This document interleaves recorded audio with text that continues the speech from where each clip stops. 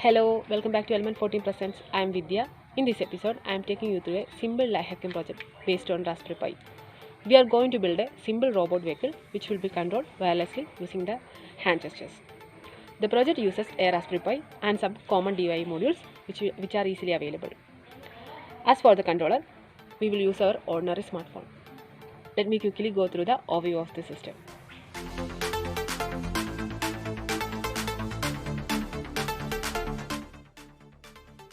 We have our two main parts, the robot and the smartphone.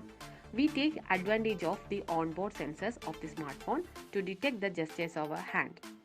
There is also a visual joystick that can simulate these gestures.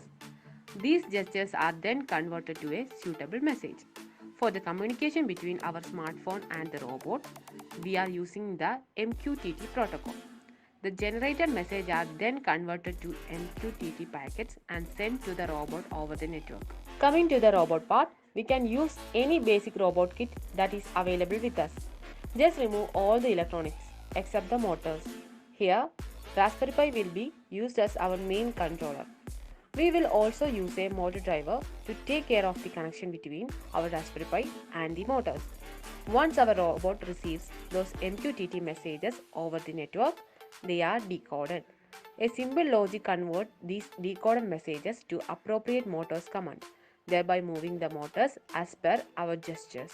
As an additional feature, we can use a Raspberry Pi camera module to the robot. If you don't have a Raspberry Pi camera, a normal USB camera would also work.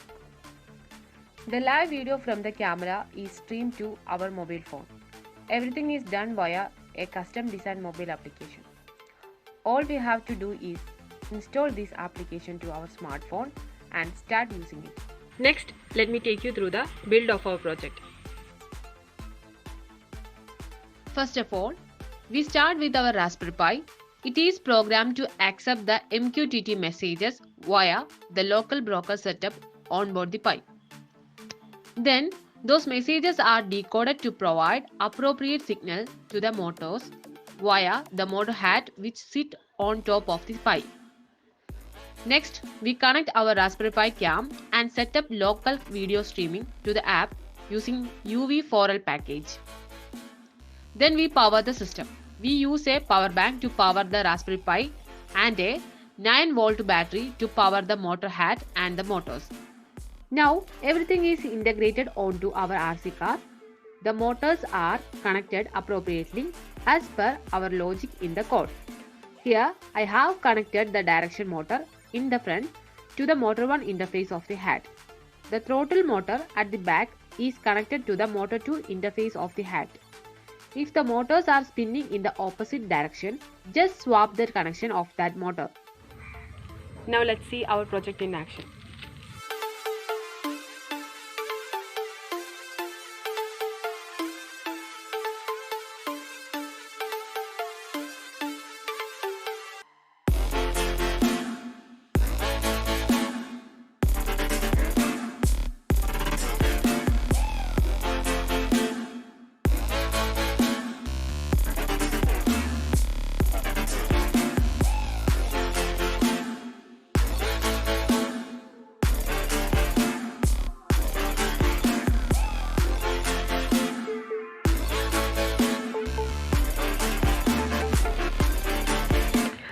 I hope you have enjoyed this project.